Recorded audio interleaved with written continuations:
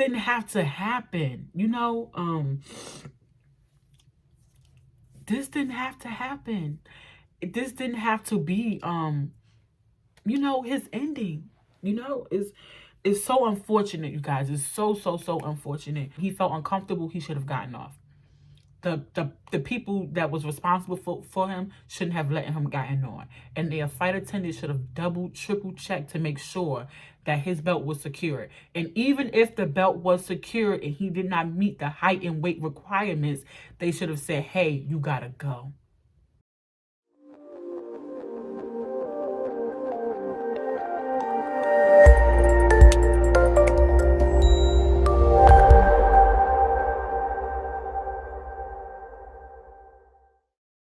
Hey YouTube, what to do? It's your girl Chatty Shay, and I'm back with another video for you guys.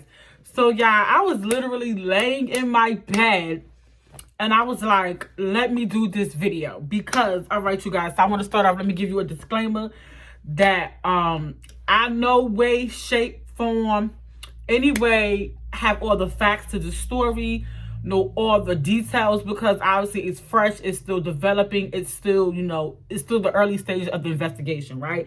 I am no way related, any kinship, have any relations or ties to the victim and his family, okay? I am solely doing this video because it is so controversial right now.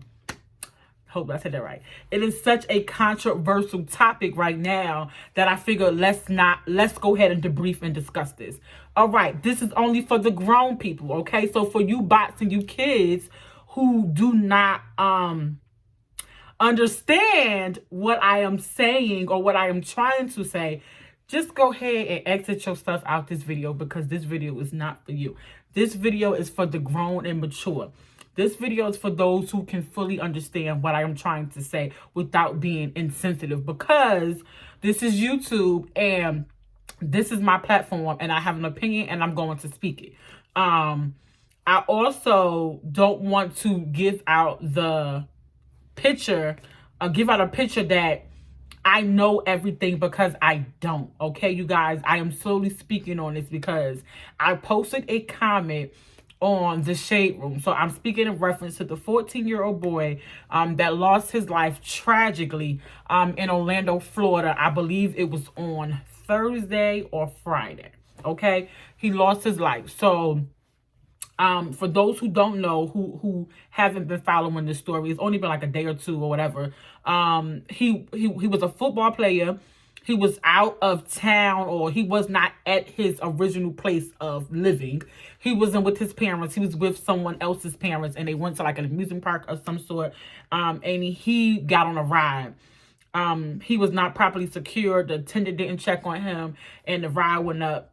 And as the ride was coming down, he fell out his seat and he lost his life at the hospital. He was 14 years old. This happened in Orlando. Let me let you guys know that this story hits home for me, because anytime kids are involved in a death and I hear about it or I read about it, I start to follow it. I don't know if you guys are familiar with the girl. Her name was Keisha. I believe her last name is Jacob. She was it's a Richmond, Virginia story. But she went missing some years ago. I'm still following this story. It's another story that I'm following. The girl name was Crystal. I believe Crystal something. I don't know her last name. I'm still following that story.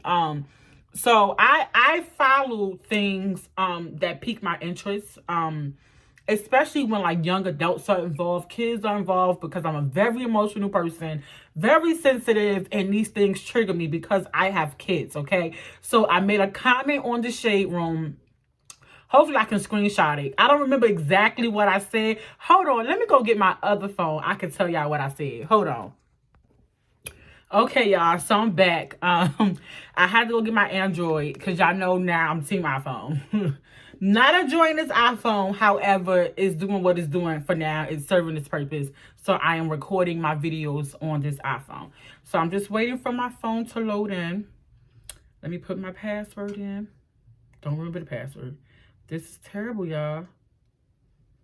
Bear with me. Okay, I got it. All right, so I gotta get Instagram loaded. And y'all, let me tell y'all, I literally gave an opinion, okay? So we're supposed to be living in the land of the free, where everyone is entitled to their opinion, but it seems like when your opinion is not a part of the popular crowd, that they exile you. So I'm being called ugly, insensitive, and all of this stuff, and I'm just like, because you know me so well that I am all of these things, right? Like, I'm literally just giving my opinion. Like, people telling me to shut the F up, girl, go somewhere, go do something. Like, I literally stated my opinion, okay? Anyway, so what I wrote was, you know what? I don't even know if I can see. All right, y'all. So I'm on.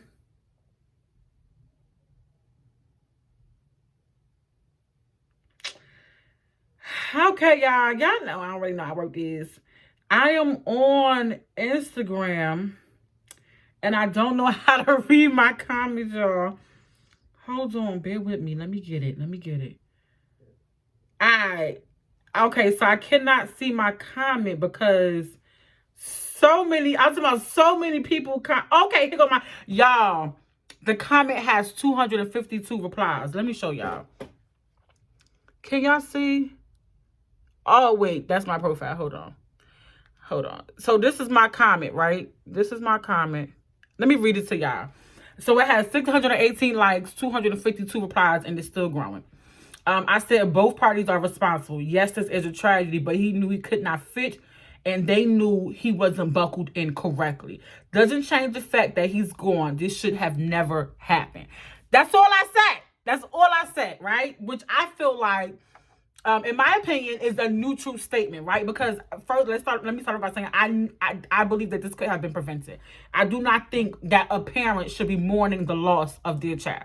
I feel like this could have been prevented. Now, there are some instances and cases where you do the right things and things still, happen. This case, it could have been prevented. The father of the young boy, Tyre Sampson, and Yarnell Sampson is the father. The boy was Tyre Sampson. The father is Yarnell Sampson. So the incident occurred Thursday night. He spoke to the news and he basically said that his friends the son was telling his friends, like, tell my parents I love them if I don't make it off this ride, and he also gave a description of his son's height and weight. Let me play this for you guys. Hold on. Let me turn it up. Like, for him to say something like that, he must have felt something. He says his son is 6'5" and 340 pounds. But this one particular ride decided, yeah, we can take you. Come on, get on.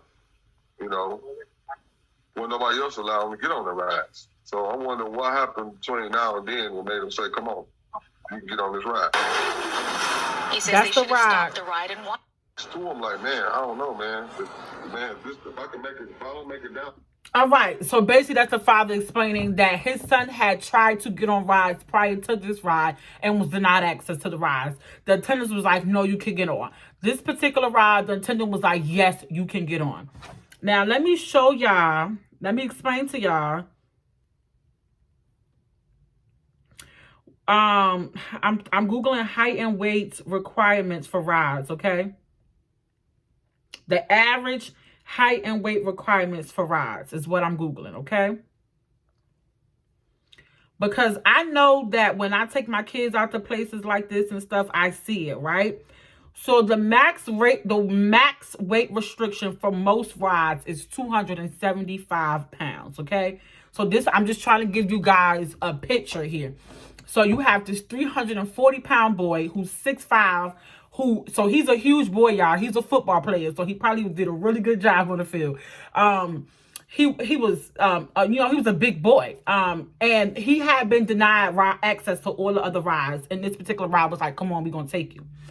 I don't know the rest after all of this. I'm piecing together stories that I'm reading, the people comments and things like that. So what I gather, this don't have to be true. This is what I gather, is that when he got on the ride, he was telling his friends, like, oh, I don't feel comfortable. This don't feel right. Tell my mom and dad, per his father, that I love them. If something happens to me, if I don't make it, his words, if I don't make it off this ride, I love them. And how he could not secure the front portion of the seat, right? So the attendant, when he was asked if he made sure that he was secured in, the attendant said yes. So we got a red flag because that's a lie. So this is telling us that the attendant did not walk around to secure his seatbelt. Also, the young man knew that something was not right because he could not secure. So those things, they don't have seatbelts, and it's been like that for ages. So we can argue about they should have seatbelts all day, but a lot of these rides don't have the seatbelts, right? So they did not have seatbelt straps to click in. They have the one that go over your head. They're supposed to click between your legs, right? From my understanding from stories and things that I've read, could be true or not, he put it between his legs. It was in the hole, but it did not click. So this tells me that you were not properly secure. Now, take it for granted he is 14 years old. He is a teenager, right? At this age, yes, he is still growing. He's still developing. His brain is not fully functioning. However, where I stand is that 14 to 18, let's say 14 to 18, we can even say 13, 13 to 18. When you get in high school, this boy's a high schooler, right? He plays on a football team. Let's be logical, let's be logical. When it did not click, so you got your friends next to you. When theirs clicked and yours did not click, at that point, you should have walked away. I also think that he was excited that someone finally allowed him access to ride the ride, but the adults that he was with should have been like, no. If all the other rides denied you access, why is this so different? So as the adults who were responsible for this young man, should have been asking the flight attendant like, well, we was trying to get on rides way back there, and they denied him access. So why is he allowed to ride this one? So I feel like all parties is involved. When the young man realized that his seat was not secure, he should have gotten off. When the adults who were taking care of him for the weekend or whatnot realized that the other rides did not have access and did not let him get on, they should have said no. He's a child, right? He's a 14-year-old child. He's a teenager. No, let's not scrap it. Even though you want to have fun, you want to enjoy your friends, and you want to feel like you're a part of the crowd, obviously you are a lot bigger than them. This ride is not for you, right? So the adult, and then the attendant. Let's say the attendant did walk around and the boy was holding it, because from the picture I seen, he was holding it. So let's say the attendant walked around and pulled it and it appeared secure. Now, where are we at? Now it just boils down to height and weight. The only way that thing could have lifted up if it was too much force on it or if it was not properly secured. So let's say the attendant walked around and shook it, and because he was holding it, it felt secure and it kept it moving. You know what I'm saying? So now whose fault is this? You know what I'm saying? So I feel like all parties, the attendant, the family who was watching him, and the young man, God rest his soul, that everyone involved is responsible, because I have a child who's not too far from his age. You know what I'm saying? And she's fairly small, and she knows what she can and cannot do, right? Even though she's a child, she will try to push that boundary, and I'll be like, cut it, right? So even if he knew that this wasn't right, the adult should have backed him up and be like, this not right, and removed him from the ride if the attendant failed him. You know what I'm saying? I think when, as parents and caretakers of small kids or whatnot, that we put a lot of trust into other people to care for our kids as if we were them. You know what I'm saying? So you are entrusting this attendant to make sure that the rules and things are being followed. So you're putting his life in this person's hands, when in reality, you can't really trust this person, even though they undergo all these tests, and they make sure the rides are good, and they do this and do that and do that.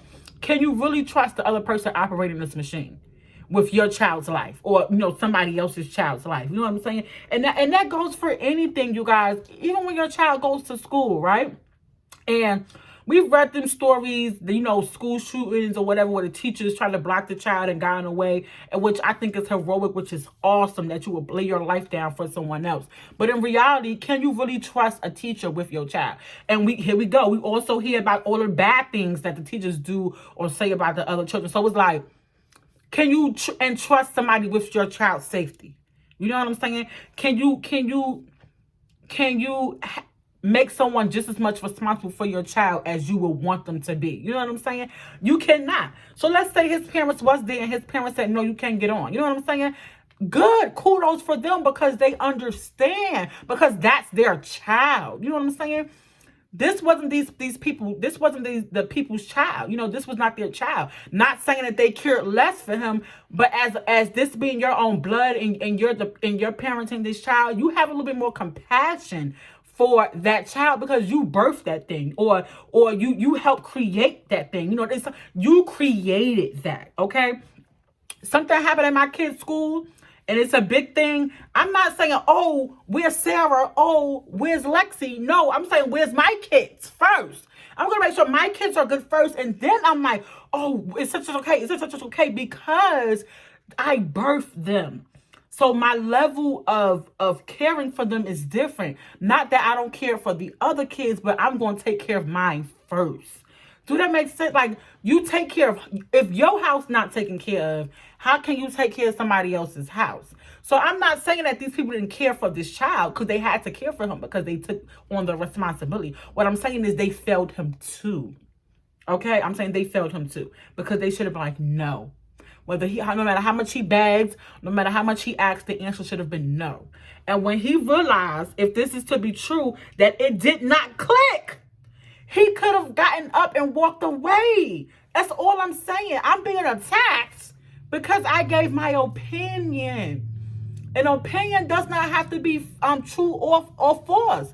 It doesn't have to. It's just how it's my feeling. And I just feel like for grown people to be name calling and doing all of this and doing all of that, I feel like it's a lie. It's a lie. Y'all grown. How grown people can't have a dialogue for something so serious as this?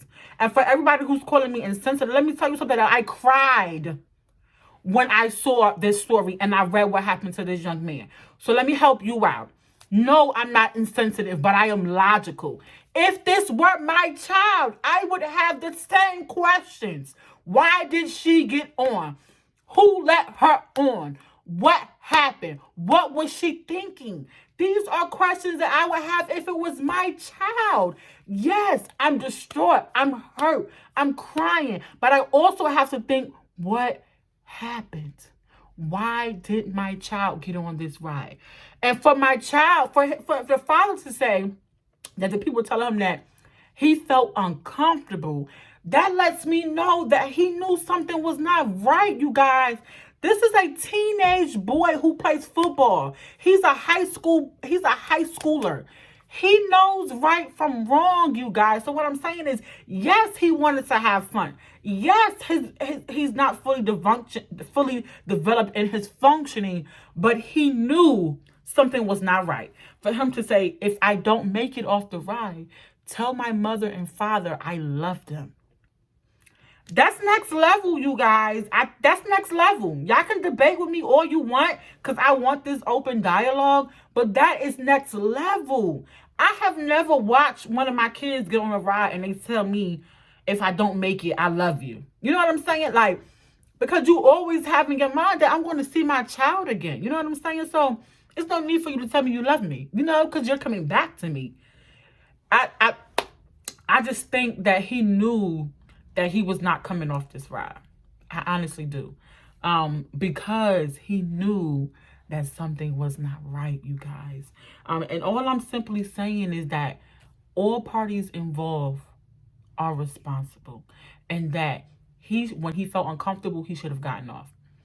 The people that was responsible for him shouldn't have let him gotten on. And their flight attendant should have double, triple checked to make sure that his belt was secured. And even if the belt was secured and he did not meet the height and weight requirements, they should have said, hey, you gotta go.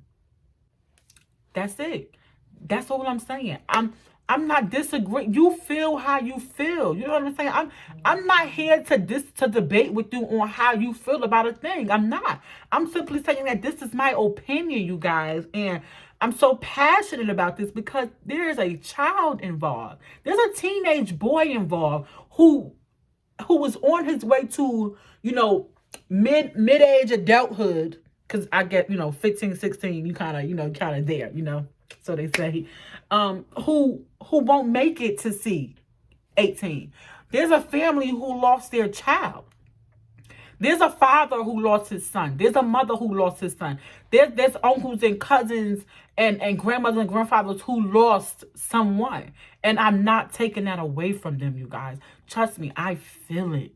I understand it. Trust me. What I'm saying is that everyone should be held liable. Everyone. Let's just not finger point one person. We cannot entrust other people with our kids' lives. Anything that you hold near and dear to your heart, you should have ownership over that thing. You should be monitoring that thing and watching that thing grow and cherishing that thing and holding it close, because it's the world that we live in that people won't do you how you do you. People won't parent your kids how you parent your kids. You know what I'm saying?